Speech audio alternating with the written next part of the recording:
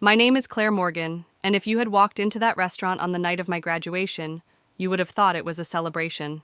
The place was buzzing silverware, clinking laughter, rising above the soft hum of background music waiters, balancing trays of steaming pasta and glasses of red wine. I was wearing my cap and gown, cheeks flushed with pride after years of grueling classes, sleepless nights, and double shifts. It should have been my shining moment, the kind of night you replay in your memory whenever life gets rough. But instead, that night carved itself into my soul for all the wrong reasons. My father lifted his wine glass and cleared his throat. Everyone at our table, my mom, my younger brother, and even a few relatives who had tagged along turned to him. He had that sly smile, the one I'd learned to fear because it always meant some kind of announcement was coming.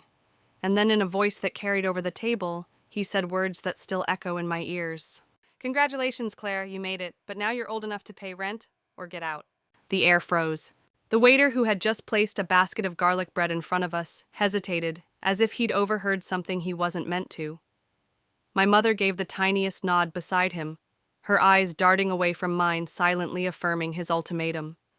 My brother smirked like it was some inside joke, but to me it was a knife to the chest. You have to understand, this wasn't some offhand comment. It was a proclamation delivered with the same smug certainty as if he were announcing dessert. My whole childhood I had bent myself into impossible shapes for this family, working nights, paying bills, sacrificing weekends. And now, after finally clawing my way to the top of my class, after holding on through every storm, this was my reward, an eviction notice disguised as a toast. I forced myself to smile. I even raised my glass, though my hand trembled so badly the wine nearly sloshed over the rim. On the outside I played the dutiful daughter. On the inside something snapped. Because what no one at that table knew, not my father, not my mother, not even my smirking little brother, was that I had been preparing for this very moment for years. While they treated me like an endless ATM, I had quietly built a future of my own. I had saved, planned, and sacrificed in silence, and tucked away in my bag that very night was the paperwork proving I owned a house. My house. And the look on their faces when they discovered it, that was going to be worth every long shift, every skipped meal, every sleepless night. This is not just a story about money, it's about breaking chains. It's about learning that family can either lift you up or drag you under, and sometimes the only way to survive is to swim free. So, before I dive deeper into what happened after that dinner, the secrets, the confrontation, the final break, I want to ask you something. Where are you listening from tonight? Drop your city in the comments. And if you've ever felt the weight of carrying more than your share in your family, you'll want to stick around. Because what happened next didn't just change my life, it forced my entire family to face the truth they'd been running from. And believe me, the truth was about to burn brighter than any candle on that graduation cake. I woke up the morning after graduation dinner with the taste of bitterness still lingering in my mouth, as if those words my father had tossed across the table had curdled the food I ate.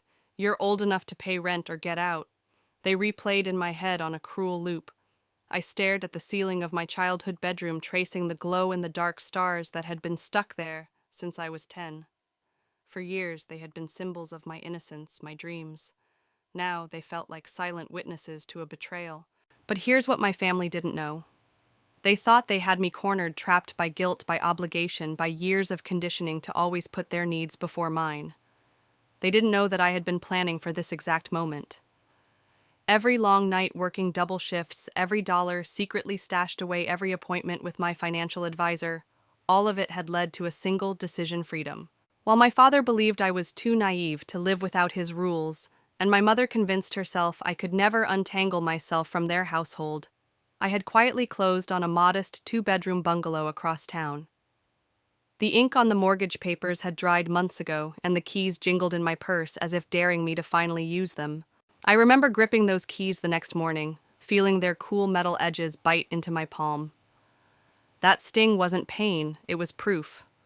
Proof that I was no longer bound by their ultimatums, proof that my future had already begun. Still, the emotional weight was crushing.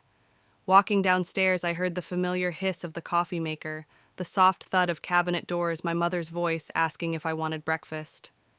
It could have been any other morning, and yet everything had shifted. She looked at me with practiced nonchalance. Your father didn't mean what he said last night. You know how he gets. But I did know. I had known for years. And for once I wasn't going to smooth it over.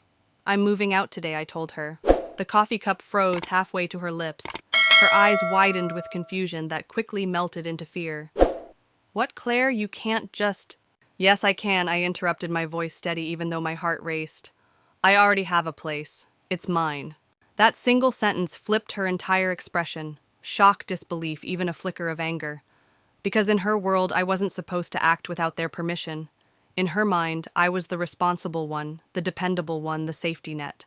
But I had cut the cords. As I carried the first suitcase down the stairs, my father appeared in the hallway, his robe untied hair, messy from sleep. What's going on? He barked. I'm leaving, I replied simply. He scoffed like I was a child throwing a tantrum. Don't be dramatic. We were just talking about adult responsibilities. You can't seriously think you're ready to live on your own. Ready? I had been ready for years. Ready when I worked 30 hours a week while keeping up my grades. Ready when I skipped parties to pay bills. Ready when I saved every spare dime while he squandered his paychecks. I didn't bother arguing. Words had lost their value in this house. Actions would speak for me. And my action was walking out the door. But before I tell you how that confrontation unfolded, how I loaded my entire life into boxes, how my father's disbelief twisted into desperation, I need to ask you something. Have you ever felt trapped by someone else's expectations? By a family that uses guilt like currency? If you have, share it in the comments below. Because here's the truth: when we start these conversations, when we admit that not all families are nurturing, we give each other permission to break cycles. And maybe someone reading your words will realize they're not alone. So yes, my father thought his ultimatum had me cornered. He thought I'd bow my head, agree to his rent demands, keep funding their lifestyle. But instead, I picked up my suitcase. I held onto my keys, and I walked toward a freedom they didn't even know I had already claimed. What happened when the moving truck pulled into our driveway that morning? That's where the real story begins. From the outside, my family always looked picture perfect. The neighbors used to say things like, "The Morgans are the kind of family you put on a holiday card." We had the neat lawn, the cheerful Christmas lights, the yearly beach vacations. I remember the smell of sunscreen and salt water, my dad building sandcastles with my little brother while my mom snapped photos. At every birthday, there were cakes piled with candles. At every Christmas, a tree drowning in gifts. If you had walked into our house back then, you would have thought we were the definition of middle-class comfort. But facades are fragile things. The cracks began when I was 15. My father came home one evening with his shoulders slumped lower than I'd ever seen. His tie was askew, his face pale, and he dropped heavily into his chair at the dinner table. "The company's downsizing," he muttered. 15 years and I was one of the first to go. At first he tried to soften the blow. "It's only temporary," he told us, as if optimism could pay the mortgage. "I'll find something better soon." We wanted to believe him. I wanted to believe him. But weeks passed, then months, and nothing better came. He picked up odd jobs, part-time gigs that paid a fraction of what he used to earn. Each rejection chipped away at his pride until his confidence seemed like a ghost that haunted our living room. I remember the late nights most vividly. I'd come downstairs for water and see the glow of the computer screen reflecting off his exhausted face. He'd sit there scrolling through job listings, muttering under his breath, anger mixing with despair. The air in the house thickened with tension. Arguments between my parents became whispers at first, then louder, echoing through the thin walls of my room. My mom did what she could. She took on more shifts at the library, but her paycheck barely covered groceries. Bills started stacking up like a tower on the kitchen counter, envelopes marked "Final Notice" in bold red letters. I didn't need anyone to spell it out, we were sinking. And something in me shifted that year. Childhood was over. I got my first job at a grocery store, bagging items after school. When I handed my first paycheck, just over $100, to my mom, she told me, "Oh, honey, you should keep this for yourself." But her eyes betrayed her. They were wide with relief, the kind of relief you don't fake. I insisted I want to help Mom. We're family. What began as a gesture soon became a pattern. Every time the electricity bill threatened to shut us off, my dad would look at me and say, "Claire, can you chip in, just until I get back on my feet?" I didn't mind at first. I thought I was helping us survive a storm. But the storm never ended, it only changed shapes. My life narrowed down to schoolwork and sleep. Friends went to football games and parties. I went to the diner for late shifts and the grocery store on weekends. My paychecks didn't buy new clothes or save for college, they kept the lights on and the water running. It was a strange kind of double life. At school, teachers praised me for my grades and leadership in clubs. To my peers, I looked like someone who had it together. But behind closed doors, I was carrying adult responsibilities on teenage shoulders. The resentment grew quietly like a weed pushing through cracks in the pavement. And yet, I told myself it was temporary. Once Dad finds another good job, I'll step back. Once Mom isn't so stressed, I'll get to be a kid again. But deep down, I think I already knew the truth. Nothing was going to change unless I changed it. That's why the memory of those beach vacations, those Christmas mornings, still burns. They weren't lies exactly, but they were borrowed time. They were glossy photos taped over a fracture line. My family wanted to keep playing the role of perfect even as everything was crumbling, and I played along until I couldn't anymore. You see, appearances can fool the neighbors, they can fool friends, but they can't fool the person holding the overdue bills. They can't fool the girl sacrificing her weekends to pay for groceries. That girl knew the perfect family was gone, and something much darker had taken its place. And if you've ever lived in a family where the outside image didn't match the inside truth, then you know exactly what I'm talking about. I wish I could say things got better after that first year, that my dad picked himself up and found steady work again, that our family found a way back to normal. But life rarely hands you neat little resolutions, does it? What actually happened was far messier and far more damaging. My dad did eventually land another job, but it paid half of what he used to make. Half the salary, twice the frustration. He came home drained, carrying resentment like a second briefcase. And then he discovered something that became our household's unspoken curse, the casino. It started innocently enough, at least that's how he spun it. Just a little blackjack to blow off steam, he told Mom, his smile too wide, his eyes too bright. I can make up what I lost from the job cut. One good win and we'll be back on our feet. But one good win became a mantra, a sickness. The truth was, the casino gave him something he craved: control. At the tables, he could pretend he wasn't a man stripped of dignity, replaced by a younger employee. At the slot machines, every pull was a chance at redemption. But redemption never came. I remember nights when he wouldn't be home until after midnight, the smell of smoke clinging to his jacket. I'd hear my mom in the kitchen pacing her footsteps sharp against the linoleum. He promised me it was the last time she whispered once when she thought I was asleep, but even then I knew it wasn't. Meanwhile, our bills didn't pause for his promises. The mortgage still came. The electricity company didn't care that he swore the next paycheck would fix everything. That's when my role shifted from helping out to keeping us afloat. I picked up more shifts at the grocery store. I applied for a job at the diner waiting tables until midnight, and stumbling into class the next morning with aching feet and bloodshot eyes. My classmates were stressed about SAT prep. I was stressed about whether the lights would still be on when I got home. At 16, I was bringing home nearly $300 a month, and most of it went straight to the bills. When the internet got cut off, it was me who paid the reconnection fee. When the fridge broke, I covered the repairman's bill. My dad would thank me with a shrug, a casual, "Appreciate it, kiddo." And then the next week, he'd be back at the blackjack table. The worst part. My little brother Ethan lived in blissful ignorance. He was 3 years younger, and somehow my parents decided he needed protecting from reality, from responsibility, from consequences. While I dragged myself between school and work, Ethan played video games, hung out at the mall, and unwrapped brand new gadgets on Christmas morning. Let him enjoy his childhood, Mom said whenever I pointed out the unfairness. He's still young. But wasn't I young too? Didn't I deserve to come home from school and just be a kid? Instead, I was treated like a co-parent, like a partner in my father's failures. By the time I hit senior year, exhaustion was stitched into my bones. My friends teased me for never going out, for always declining invitations. They didn't understand that I couldn't waste $20 on a movie ticket when I knew the water bill was due. They didn't see the resentment building the way every unpaid debt dug deeper into me.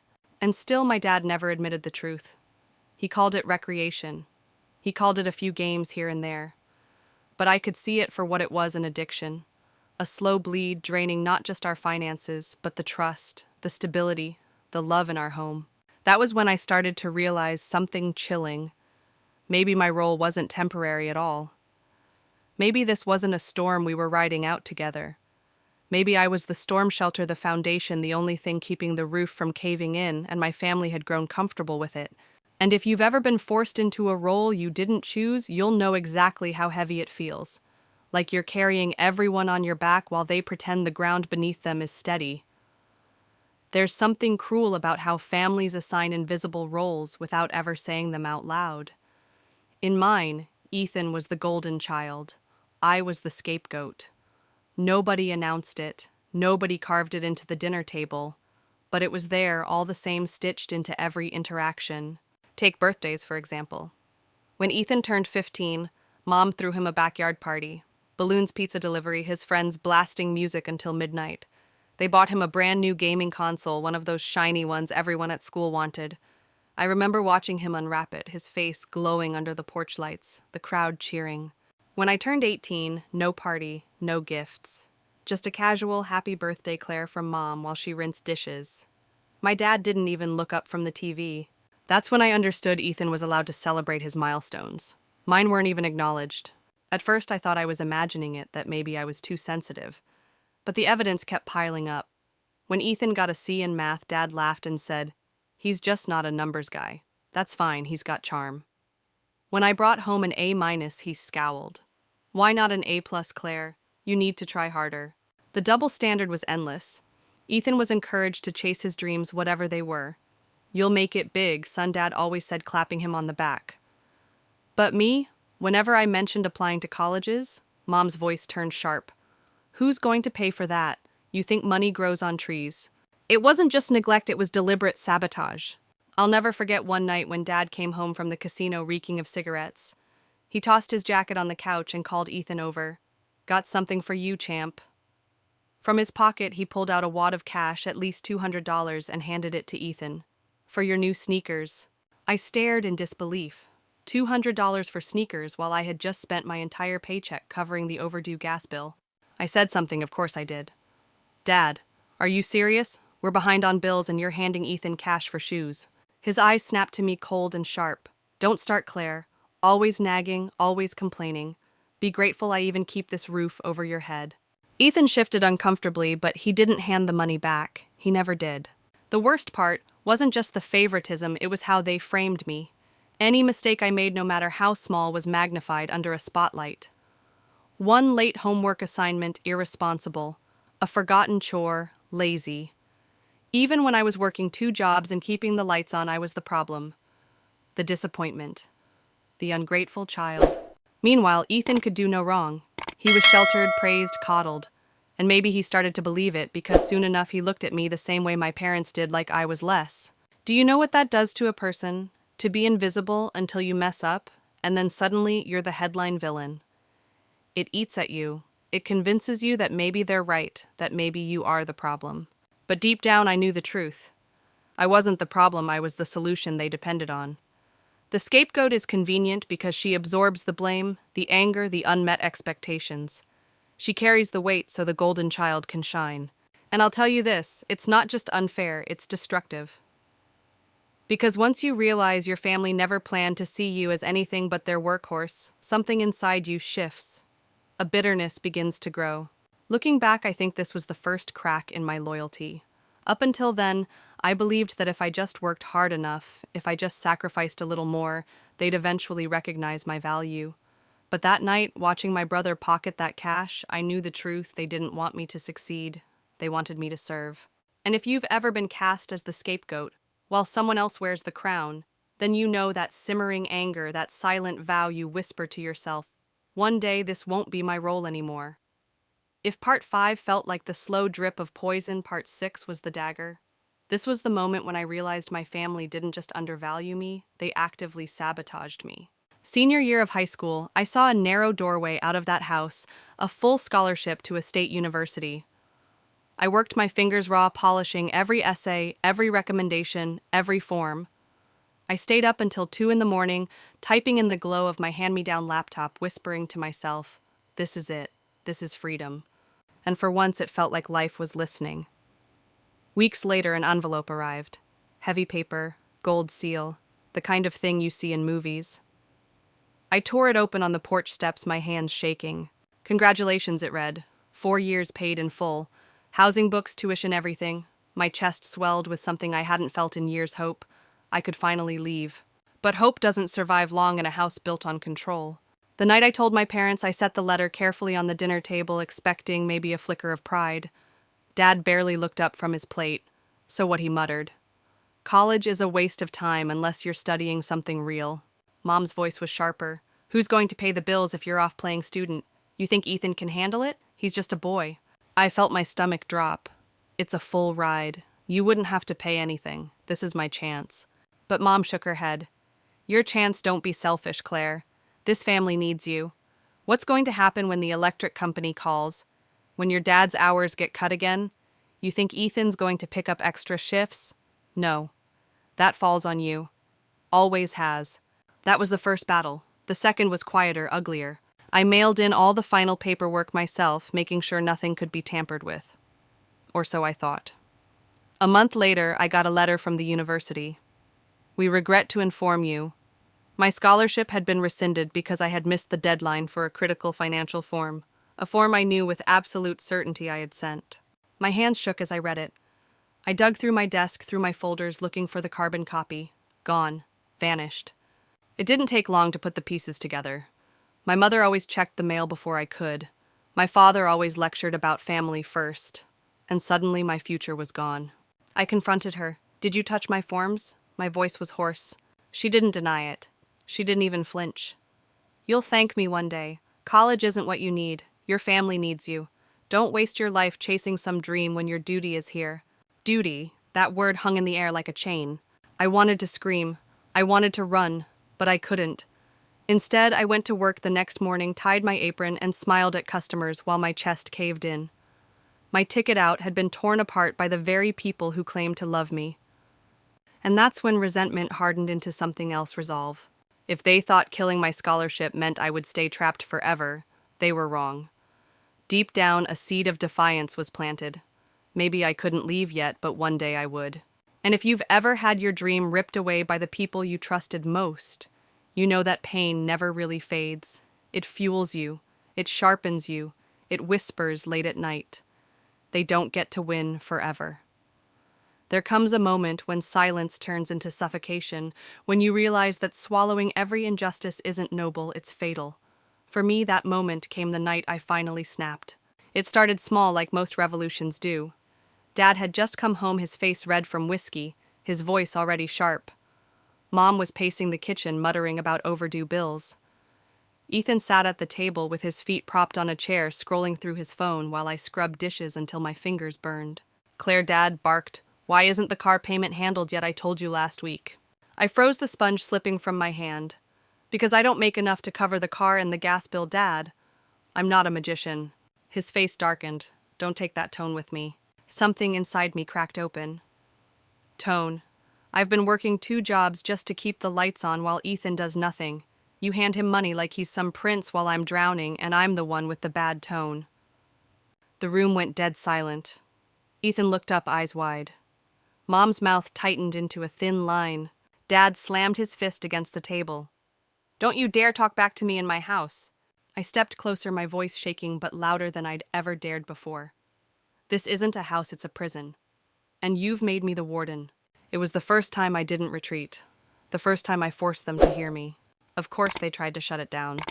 Mom hissed, "Stop acting dramatic. You think life is easy. You think the world owes you something." I laughed bitterly. No. The world owes me nothing. But you owe me honesty. You owe me the truth about why you keep me here, why you sabotage me, why you'd rather see me suffer than succeed. My father's jaw worked like he was grinding stone.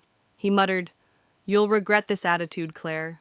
But I didn't back down. Not this time.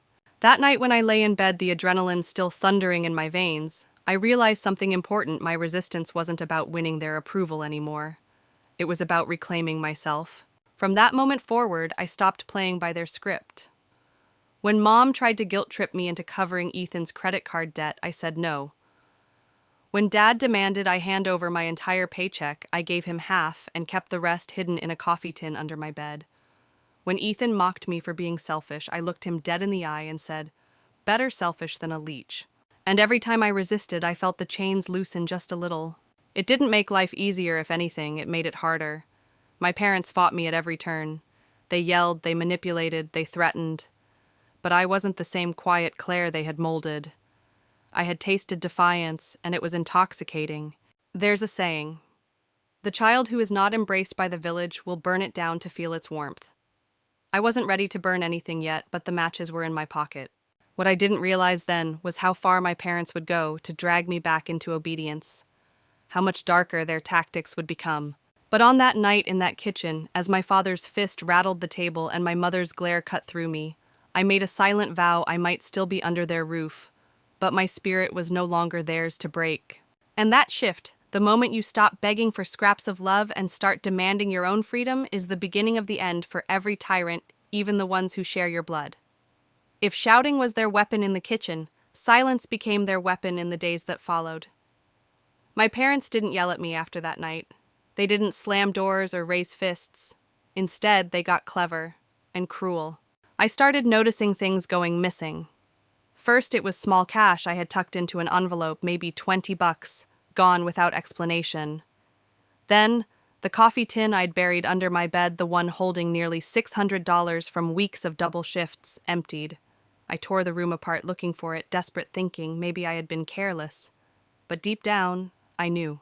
Mom caught me searching and smirked. "What are you looking for, sweetheart money? You don't need to hide things from family. We're supposed to share." I froze, my stomach twisting. "You took it." She didn't even deny it. "We needed it for bills. Be grateful we have a roof over our heads. That money was better spent keeping the lights on than rotting in your little hiding place." I wanted to scream. $600 wasn't just cash, it was my escape, the seed of my independence. Watching it vanish was like watching a ladder get yanked away as I dangled over a pit. Dad piled on the pressure, too. He started insisting I co-sign for loans I never agreed to. Credit cards in my name appeared in the mail maxed out before I could even touch them. I didn't understand how, but I knew who was behind it. "You're building credit," he claimed when I confronted him. "This is for your future." But what future could I have when I was drowning in debts I never created? Ethan, of course, thrived in this new arrangement. He strutted around with new sneakers, a new gaming console, gas money for his friends' road trips, all while Mom and Dad looked at me and said, "Isn't it nice your brother finally has what he deserves?" The injustice was suffocating.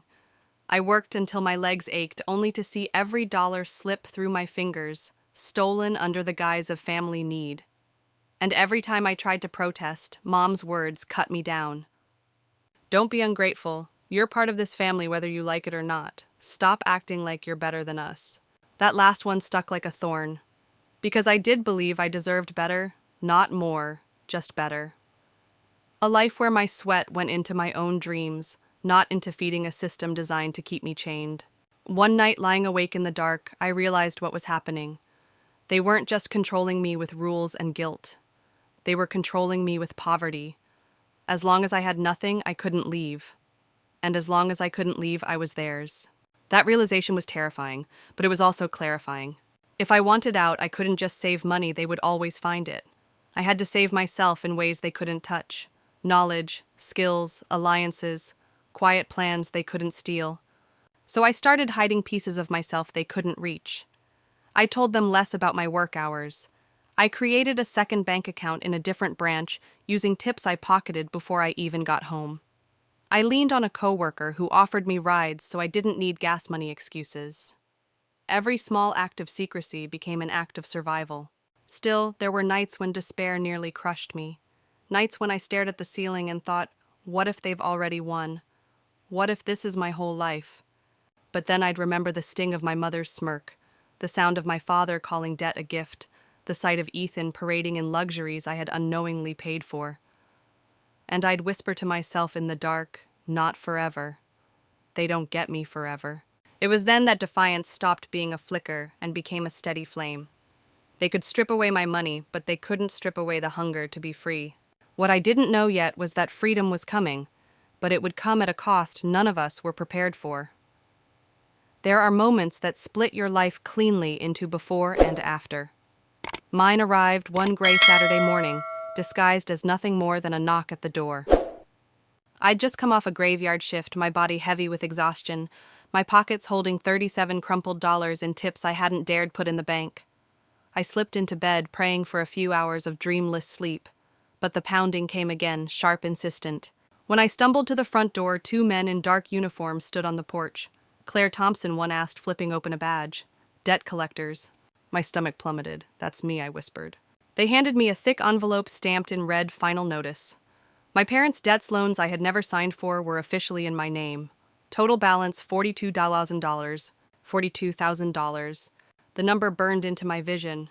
I barely heard the man explaining repayment schedules, interest rates, consequences of default. I just stood there clutching that envelope while the world tilted sideways.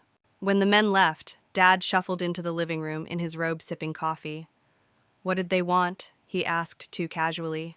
I held up the papers, my voice breaking.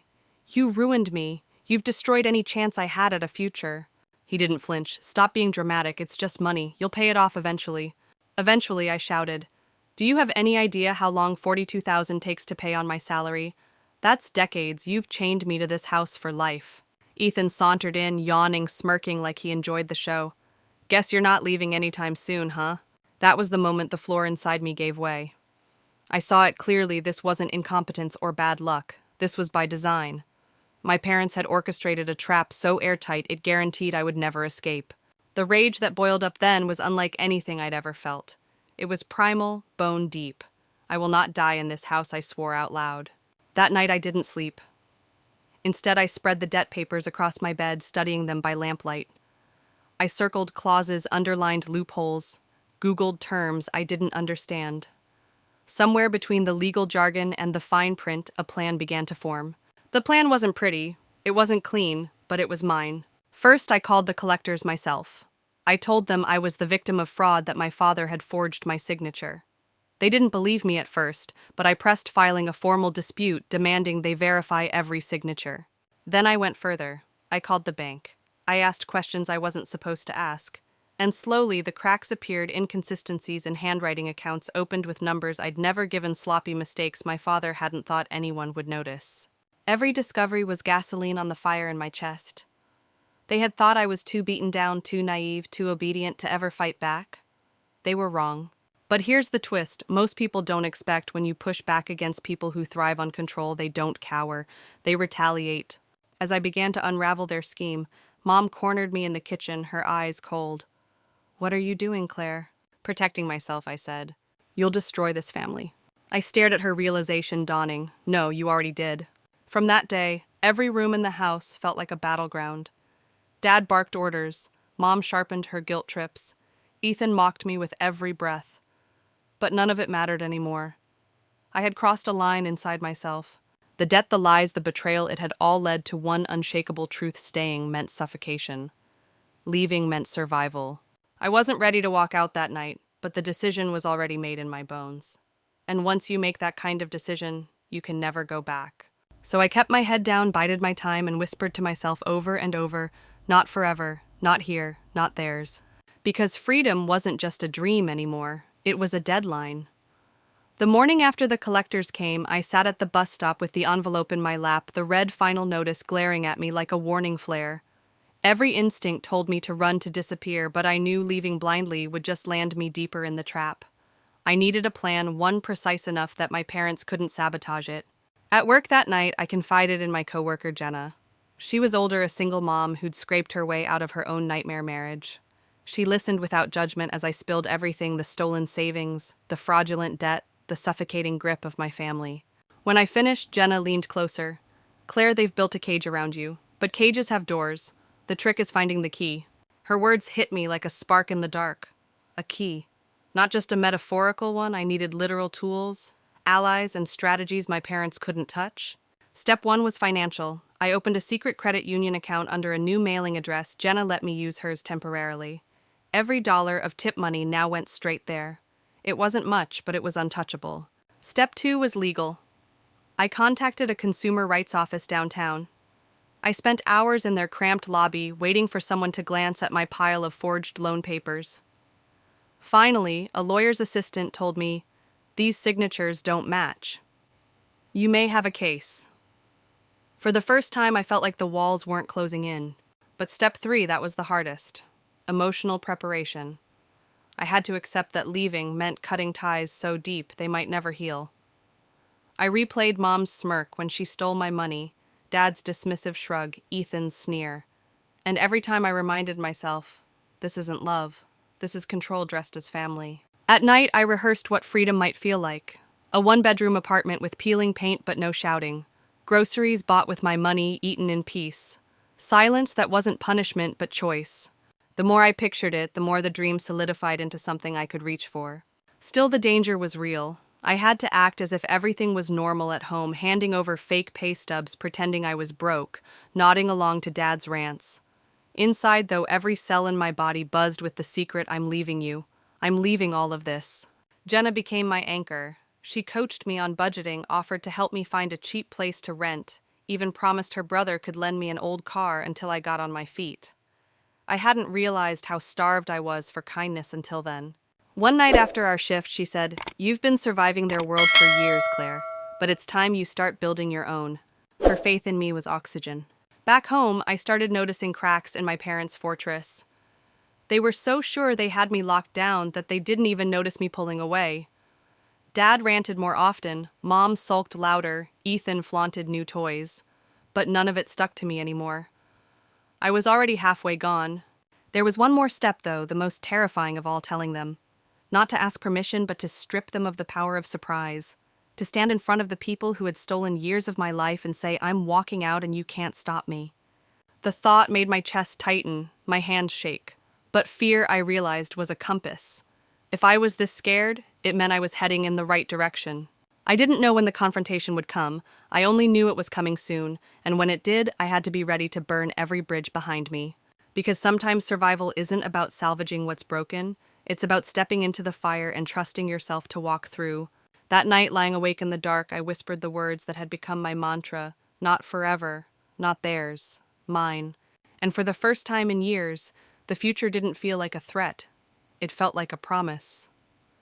The day of the confrontation came not with a bang, but with the quiet, steady certainty of a storm rolling in.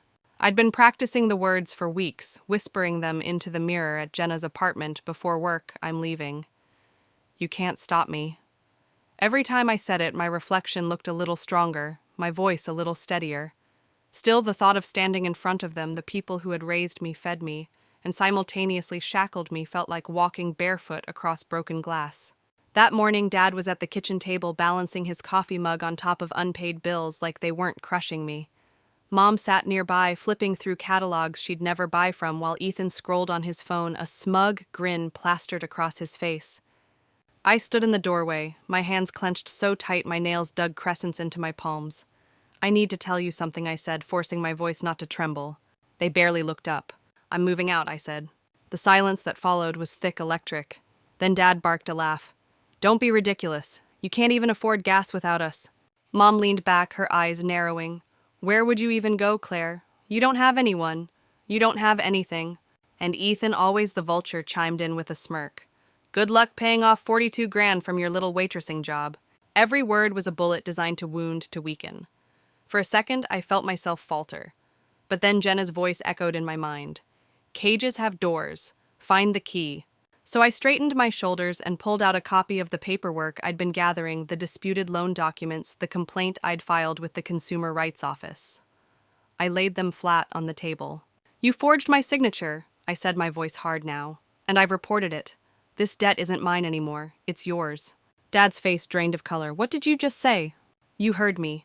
My hands shook, but I pressed on. You don't own me. You don't own my future. I'm done living like a prisoner in this house. Mom's eyes flashed with fury. How dare you? After everything we've done for you, this is how you repay us. Everything you've done to me, I shot back. Not for me. Ethan snorted. You're bluffing. You'll come crawling back when the collectors drag you to court.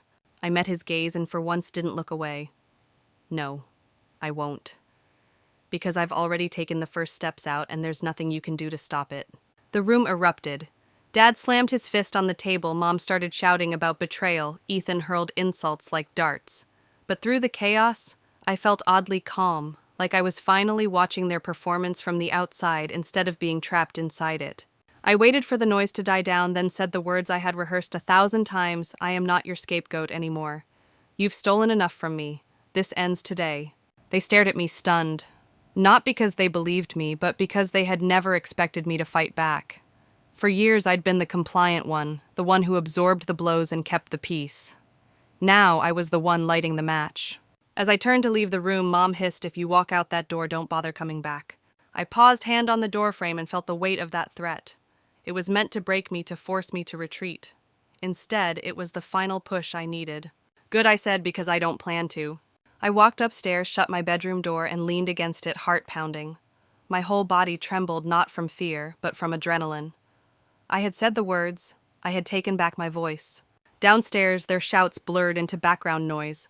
For the first time in years, their voices no longer reached me.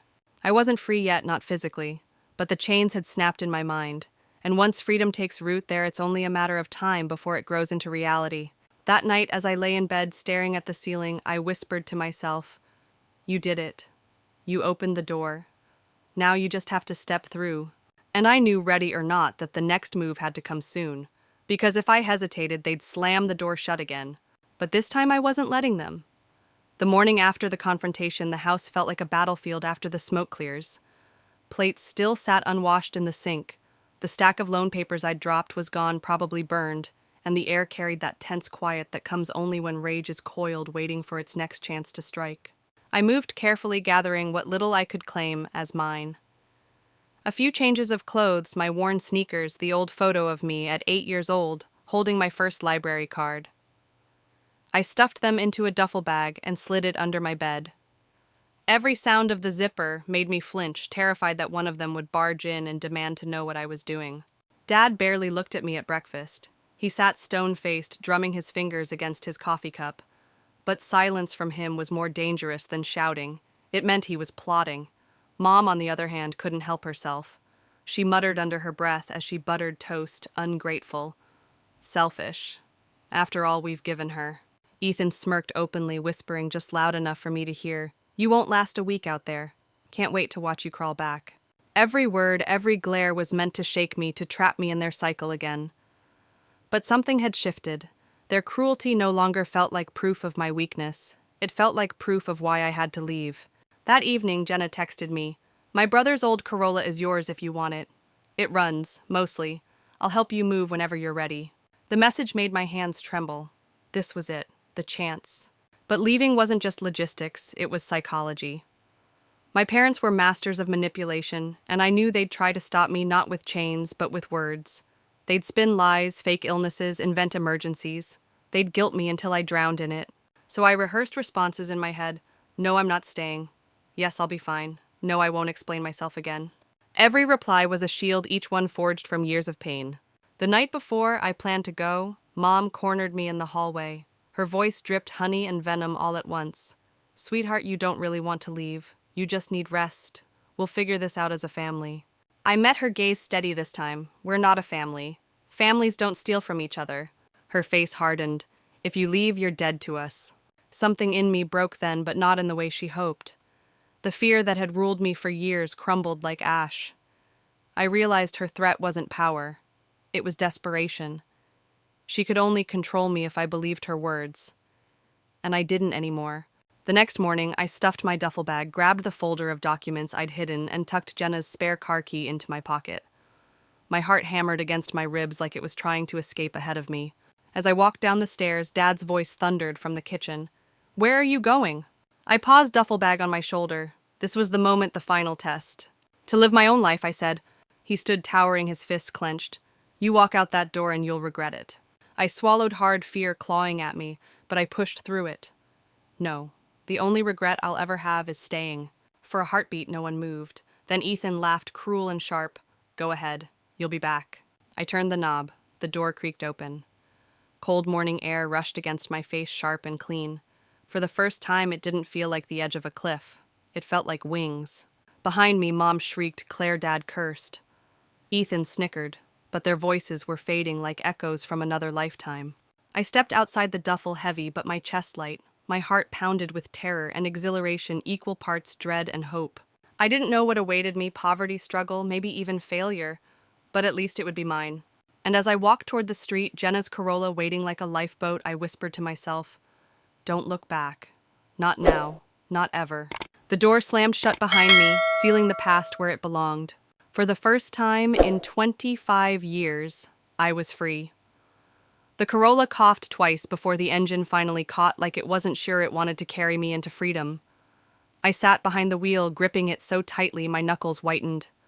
My entire life had been reduced to a duffel bag at my feet, and the street ahead looked both terrifyingly empty and endlessly wide.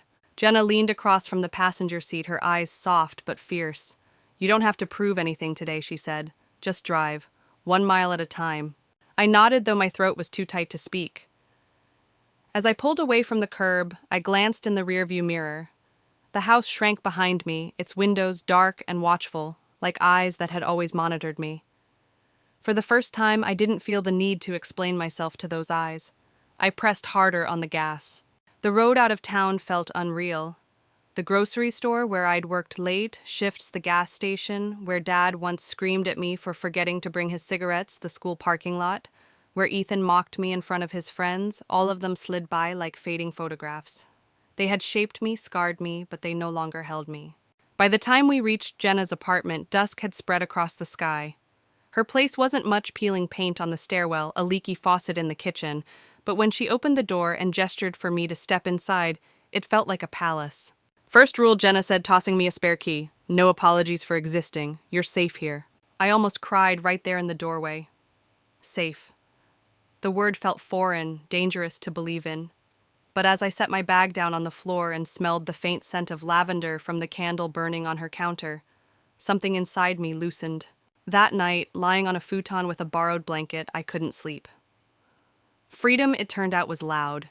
Every creak of the pipes, every siren from the street below reminded me that I wasn't under their roof anymore. For the first time in years, no one was going to barge in and demand something from me. And that silence was overwhelming. Still, doubt clawed at me. My parents' words replayed in my head. "You won't last. You'll come crawling back." What if they were right? I had no savings, no stable job beyond waitressing, no roadmap for survival. The next morning, Jenna shoved a mug of coffee into my hands. "Stop spiraling," she said with a grin. "You've already done the hardest part. You left." Her words stuck with me as I started piecing together a new life. It wasn't glamorous. I picked up double shifts at the diner, washed dishes until my hands were raw, and learned how to stretch a $20 grocery run into a week's worth of meals. Each small victory, a paid bill, a full tank of gas. A night I didn't cry myself to sleep felt like a rebellion. But freedom also came with fear. One night after closing at the diner, I spotted Dad's truck idling across the street. My stomach dropped. Was he waiting for me, watching? I ducked behind the counter until it pulled away, my hands shaking. Even away from them, their shadow lingered. When I told Jenna, she didn't hesitate. "That's intimidation. You document everything. Dates, times, photos if you can. You need to protect yourself." It was another reminder leaving the house hadn't meant leaving the war. It just meant I'd chosen a new battlefield, one where I finally had allies. And still, despite the exhaustion, despite the fear, I felt a spark of something new inside me. Something I hadn't let myself feel in years: possibility. I started dreaming again. About going back to school. About maybe one day having a place of my own, where every photo on the wall was chosen by me, not dictated by someone else's control. One night, as I lay awake listening to the city hum outside the window, I whispered a promise into the darkness. "They don't own me anymore. My life is mine now." And for the first time, I believed it. It didn't take long for the storm to find me. 2 weeks after moving in with Jenna, I came home from a double shift at the diner to find an envelope wedged under the apartment door. My name was scrawled across it in Dad's handwriting, heavy and sharp, like he'd carved each letter with a knife. I froze. My heart pounded as I bent down to pick it up. Inside was a single sheet of paper folded neatly in thirds. "Come home, Claire. We can forget this rebellion. You know you can't make it out there without us. This is your last chance." The words burned in my hands. It wasn't an invitation, it was a warning, a trap disguised as forgiveness. Jenna read it over my shoulder and snorted. "They're trying to reel you back in. Classic abuser playbook. Don't fall for it." But the next day, the calls started. Unknown numbers lighting up my phone, voicemails filled with Mom's syrupy voice. "Sweetheart, we miss you. Just come by for dinner. 1 meal, that's all." Then the guilt-laced daggers. You've embarrassed this family. People are asking questions. Don't make us tell them the truth. I blocked one number, then another, but they always found new ones. It wasn't just calls. Ethan showed up at the diner leaning against the counter like he owned the place. Dad says you've made your point. Time to come home before you make things worse. I clenched the coffee pot so tightly I thought it might shatter. I'm not coming back, Ethan. He smirked. We'll see how long you keep up the act. Then he slid a 20 onto the counter, not as a tip, but as a taunt. For when you finally admit you need us. That night I cried into my pillow, shaking with anger and fear. It felt like they had endless reach, like every corner I turned they'd be waiting, whispering that I couldn't escape. But then Jenna said something that snapped me out of it. Claire, you don't fight manipulation with silence. You fight it with boundaries, hard ones. The next day, I went to the courthouse and filed for a restraining order. My hands trembled as I signed the paperwork, but when I walked out clutching the stamped copy, I felt taller, stronger. Of course, that's when the threats escalated. Anonymous notes appeared on my windshield. You'll regret this. A fake Facebook account messaged me, "Family is forever. You can't erase us." One night, as Jenna and I sat on the couch, she turned to me and said, "They're panicking because you're slipping out of their control. That means you're winning." And she was right. Every desperate attempt, every hollow threat was proof that their grip was weakening. Still, it all came to a head one rainy Sunday. I was walking home from the diner when a car slowed beside me. Dad's truck. The window rolled down and his face loomed out, shadowed but unmistakable. "Get in," he barked. "This nonsense ends tonight." For a split second, the old fear surged. The urge to obey, to make it stop, to crawl back into the cage, just to escape the confrontation. But then I remembered that night at the door, the moment I told him the only regret would be staying. I remembered every bruise, every shouted insult, every stolen dream. I shook my head. No. His jaw tightened. "You'll regret this." I stepped back onto the sidewalk, rain soaking my clothes, my voice steady despite the terror pounding in my chest. "I'd rather regret being free than regret being your prisoner." Something in his eyes flickered, rage maybe, or disbelief. Then he slammed the accelerator, the truck roaring past me, spraying water across my legs. I stood there, drenched, shaking, but I hadn't gotten in. I hadn't caved. When I reached Jenna's apartment that night, I collapsed onto the couch, sobbing with exhaustion.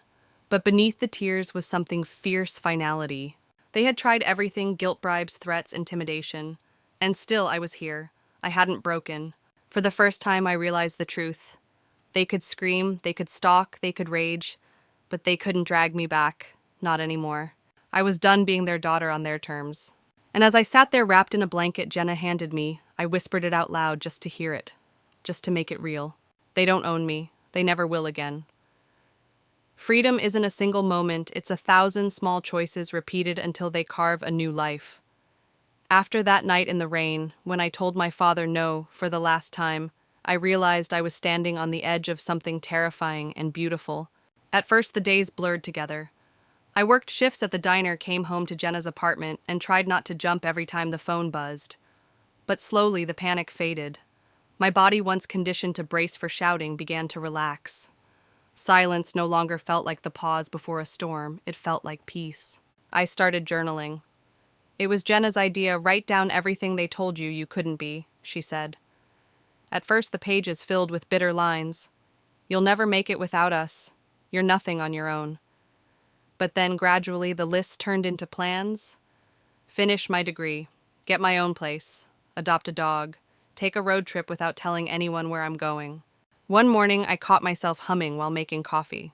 It startled me. I hadn't realized how long it had been since I felt light enough to hum. But healing wasn't just about joy, it was about facing the scars. I enrolled in therapy through a local women's shelter. My therapist told me something that stuck. The abuse you endured doesn't define you, Claire. But how you respond now, that will. So I responded by building. I picked up extra shifts until I could afford night classes at the community college. The first evening I sat in a classroom again, notebook open, pen in hand, I almost cried. No one was there to tell me I was wasting time. No one was there to sneer at my dreams. I also started saving, $10 here, $20 there, tucked into a jar Jenna teased me about. Your freedom fund, she called it. 6 months later, I had enough to put down a deposit on a tiny studio apartment peeling linoleum floors, secondhand furniture, but when I turned the key in the lock, it felt like a castle. Of course, there were setbacks. Nights when I woke up sweating from nightmares of Dad pounding on the door. Days when Ethan's mocking voice echoed in my head. But each time I reminded myself those ghosts can't hurt me anymore. One pivotal moment came when I was invited to speak at a local support group. At first, I resisted. I'm not strong enough to tell my story, I told Jenna, but she looked me dead in the eye. You're already telling it every day you live free. Someone out there needs to hear it. So I went. My voice shook at first, but as I spoke about the night I refused to open the door, the night I walked out, the night I stood in the rain and said no, I saw women nodding, tears in their eyes. Afterward, one of them whispered, "You gave me hope." That night I realized freedom wasn't just about me. It was about helping others believe they could choose it too. Now when I walk past the diner's glass windows and see my reflection, I don't see a frightened daughter. I see a survivor, a builder, a woman who chose herself. And if you're watching this, maybe you're standing at your own door, debating whether to turn the handle and step into the unknown. If so, let me tell you this, the fear will scream louder than anything you've ever known, but on the other side is the life you deserve. Don't let anyone convince you that you're too weak to claim it. And before you click away, I want to leave you with this, because stories don't end, they ripple. If you've stayed with me until now, you're part of this journey. So let me ask, what would freedom look like for you? Drop it in the comments, because I'd love to hear. And if you want to see how I turned that first tiny studio apartment into something extraordinary, stick around, my next story might surprise you. Because this isn't the end. It's only the beginning. When I look back now, it almost feels like I'm watching someone else's life play out, like a movie I survived, rather than a reality I lived through. There was a time when every decision I made was filtered through fear. Will they be angry? Will they punish me? Will they cut me down for trying? I didn't realize how much of myself I had surrendered just to keep the peace. But freedom taught me something vital. Peace bought with silence is not peace at all. It's surrender. Real peace comes when you no longer negotiate with your own worth, when you stop apologizing for existing. The scars remain. I won't pretend they don't. There are still days when I hear my father's voice in my head, or when I second-guess my choices because that's how I was trained. But the difference now is simple. I don't let those voices dictate my future. They can whisper all they want. I've already chosen my path. And maybe that's the lesson I want to leave with you. We can't always control what we inherit, our families, our pasts, the traumas carved into us. But we can control what we carry forward. We can decide that the cycle ends here with us. If you've listened all the way to this point, thank you. You've given me something my own family never did, the gift of being heard. And if my story resonated with you, don't let it stop here. Carry it forward, share it, reflect on it. And most of all, remember, you are not powerless. You are not defined by those who tried to break you. The garden I plant now grows in freedom, watered not by fear, but by hope. And every time I see something bloom, I'm reminded we don't just survive, we flourish.